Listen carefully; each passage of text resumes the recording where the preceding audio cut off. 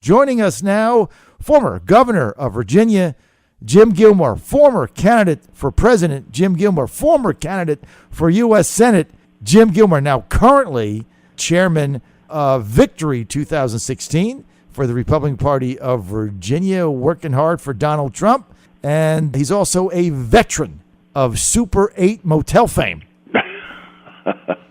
I'm not sure that's anything you want to hang your hat on. I got to go back to the Super 8 tonight. It's a step up from camping. Governor, good to have you. A governor for my whole life. I swear to God, Governor, I will never forget that week we spent at that flea bag Super 8 in Manchester. And I told the story 100 times because every time I tell it, I make myself laugh at it. So every day I get it. I'm downstairs at like 10 to 5 every day, a.m. And this is in the middle of winter. This is in what? February, right? It's like 2 degrees out. And I go down there and I got to get my shuttle over to my show, wherever it was, downtown, or I forget, the Radisson, I think. And there's Governor Gilmore every day, 10 to 5, dressed to the nines in his suit, ready to go out in the freezing cold and shake hands at factories every day, right? All 5 days. Pretty amazing. Well, you bet. I mean, we had a good time up there. The hotel wasn't that bad. I mean, it wasn't that bad. Yeah, you know, it wasn't the Ritz, but it was okay. We had a good time, and it was good to be up there campaigning in New Hampshire for the presidency. But now, of course, the goal here is to make sure that we elect a good president and that Hillary Clinton not become president, and that's why I'm out here stumping for my candidate of my party, Donald Trump. Okay, now, Governor, let's get to the vice presidential debate tonight. Give us a little preview. What do you see? Well, I think you're going to see two entirely different personalities. Right now, because Clinton and Trump have been so widely covered and are so vivid, I think that Pence and Kaine get washed out a little bit. But I really believe they're very different people. I know both people. And I know that Governor Pence has a distinguished record in Virginia as governor. He was a distinguished congressman and moved things forward in the Congress. And I think that Tim Kaine has not moved the state forward in a way that we had hoped when he was elected to the Senate. And I think that contrast is going to be loud and clear. But the main thing is that Tim Kaine has to carry the burden of Hillary Clinton with him. And Donald Trump, of course, is the candidate for Pence. So I think we're going to see a lot of that discussion tonight. Now, you've been critical of Senator Tim Kaine, Governor Tim Kaine. You even have a name for him that you say, if you want to share that with our audience. Well, I've been calling him Timmy the Shifter because he's sort of shifted his position on a whole lot of issues once he became the pick for vice president. He used to be strongly in favor of offshore drilling. Now with having to be Clinton's second, he doesn't care so much for that. He's Catholic, so of course he naturally is anti-abortion.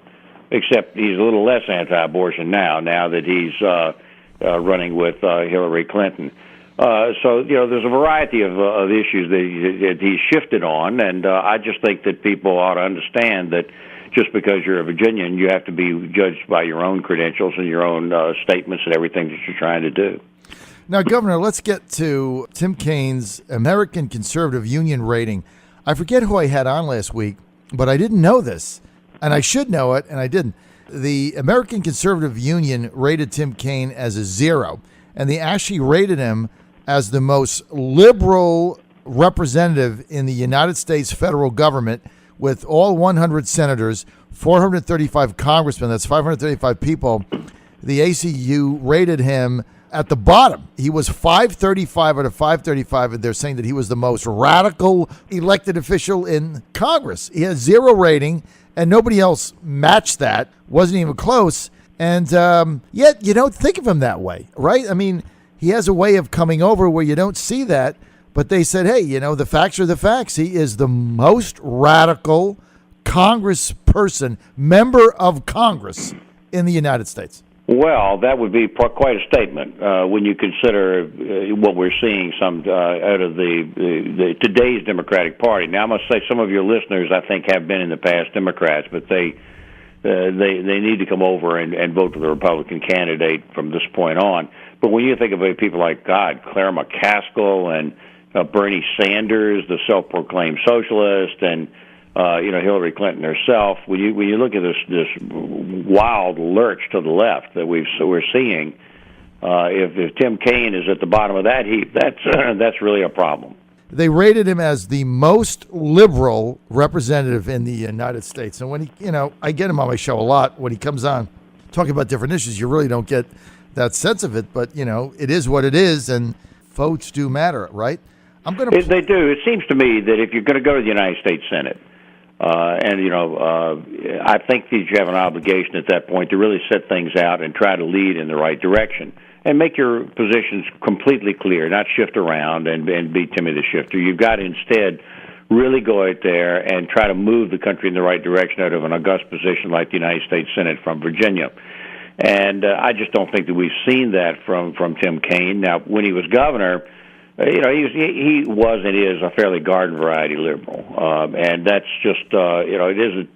He hasn't really achieved an awful lot as governor because the Republicans in Virginia wised up and said we're just not going to allow this raise in taxes for the purpose of carrying out social programs. We're instead going to actually try to be sound physically.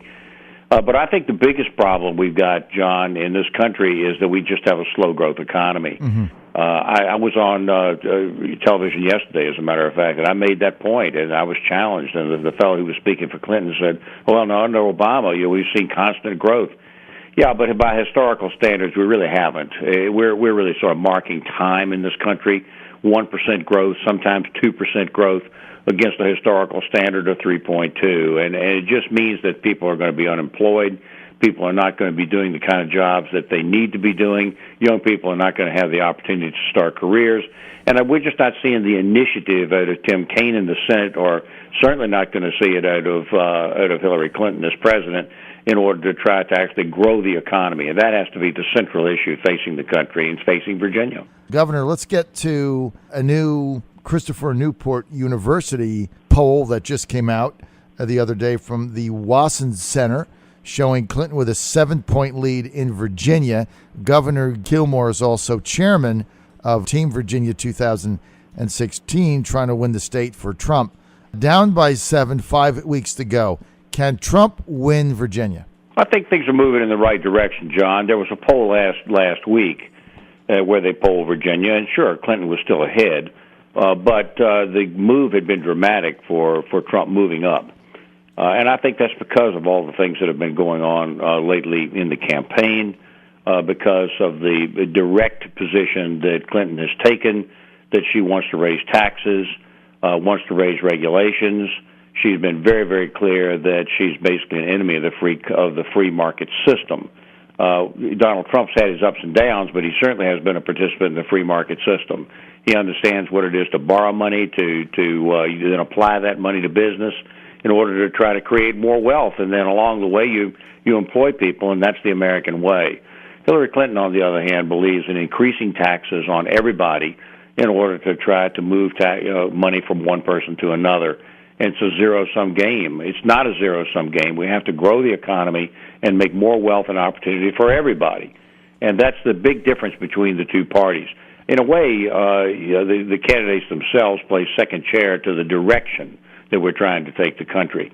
And the direction we're trying to take the country is wrong with Clinton Kaine. And I hope that some of that will continue to be eliminated tonight. We'll see what plays out tonight. Governor, I'm going to get to foreign policy. I want to get your take. I'm going to play a clip. Let's get up clip 7. And I want to get your comment on this, Governor, the Russian-Syria debacle now playing out.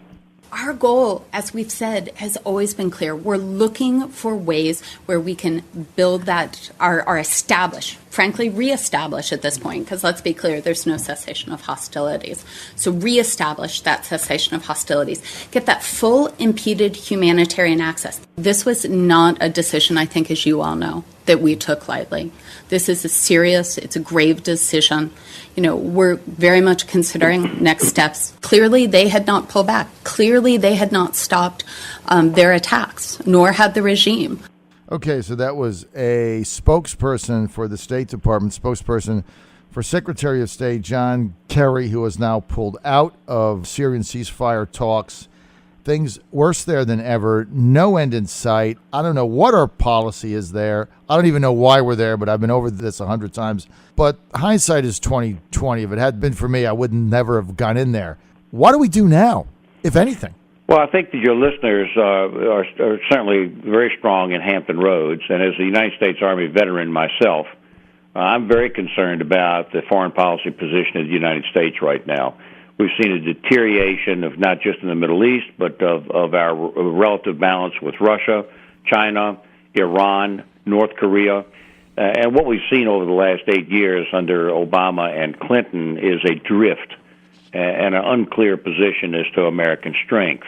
As a result of that, there are new adversaries across the world that are rising up and saying, well, this can be our moment.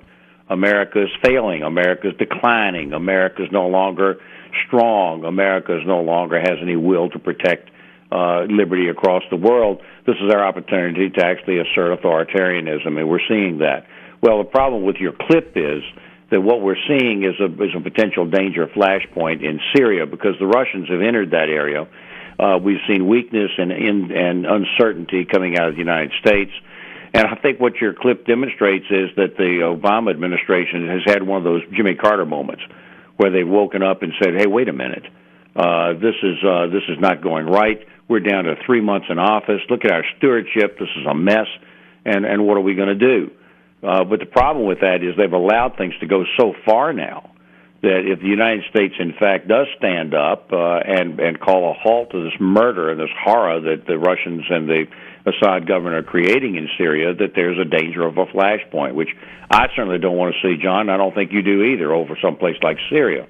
But the bigger picture is that there's an advance of authoritarian nations around the world that has been permitted by the weakness of the Obama-Clinton foreign policy. Now, Governor, what about yesterday where the Russian Federation, the government, says they're going to abandon the agreement we've had in place for some time of mutually destroying a number of nuclear weapons every so often? The Russians now saying, look, we're done with that. I mean, show me an Obama success somewhere in the globe here. It's just awfully dangerous right now. The Russians said last week that they might consider first use of nuclear weapons. We then began to quietly respond by flying some B-52s. This is a really dangerous time. And I'm struck by the fact that with Hillary Clinton picking Tim Kaine, can your listeners imagine that the former governor of Virginia, who went into office and really did very little other than attempt to raise taxes on Virginians, he was not successful in doing that. The Republican legislature would not permit that. There isn't an awful lot more that you can say. There's virtually nothing that's come out of the Senate. And this guy is second in command at this point under Hillary Clinton. And as we've seen, Hillary Clinton's had some very peculiar health issues lately. If she, in fact, dies in office, Tim Kaine becomes president of the United States in a time of international crisis. Well, I think tonight we're going to see that we'd rather have Governor Pence of Indiana that is backing up our president rather than Tim Kaine. So these are all considerations I think that will be illuminated tonight. But look, you're raising these international issues, are very serious matters. I'm more alarmed by that now than I've seen. And as you know, I've devoted a good deal of my life to these issues. You have devoted a very long time to these issues, and I really appreciate that. And, you know, you just said something, Governor Gilmore, that I don't think anybody had considered, which is, you're right, Secretary Clinton has had some health issues. There's no doubt. Look, regardless of that, she is 70, and so when you get that age, anything can happen. And you really have to sit back and think, okay, if something happens to her, are you going to be comfortable with Tim Kaine as president? I think that's a legitimate question to have, isn't it? Well, it certainly is, and I just don't think we've seen that leadership out of the United States. And look, the Senate is a great position. It's an opportunity to take some proactive initiative and to provide a little good old-fashioned Virginia leadership. And I just don't think that we're seeing that out of either our senators, really, but certainly not out of Tim Kaine. Meanwhile, against all imagination, this could happen, that Hillary Clinton should pass away in office, and then Tim Kaine becomes president. This is very strange. Mrs. Clinton, Secretary Clinton, fell basically at a congressional hearing, and struck her head, and then has had to have quite a period of recovery from that. And nobody has ever quite understood why that happened. And then just recently, as we saw, Mrs. Clinton, had to leave a rally and actually was hobbled and was trying to be helped into a car. And that's never been fully explained either. They said she had pneumonia, but pneumonia doesn't normally do what we were seeing there.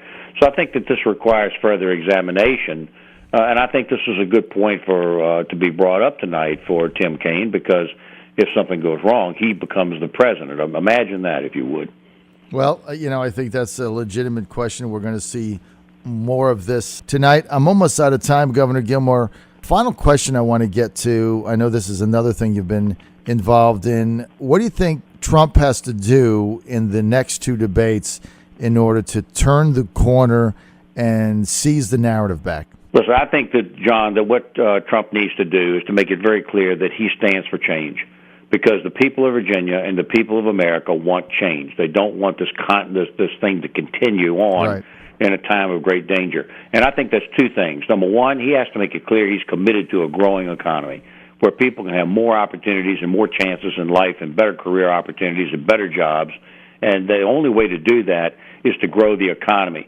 He's committed to that, and she is not, absolutely, and not going to do that based on the things she has pronounced.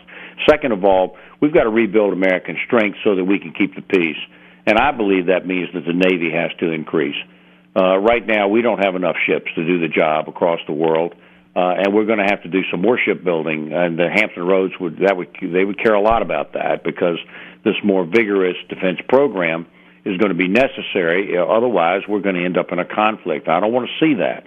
I think the United States has always kept the peace and kept liberty advancing around the world, and now we're not, because of this pullback policy that we've been seeing from Obama and Clinton for the last 8 years. It's now grown to the point of serious danger.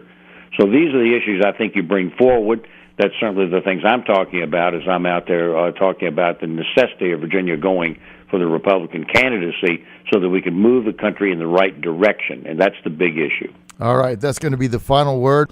Governor Jim Gilmore, thanks for being on the John Fredericks Radio Network, booming away across Virginia.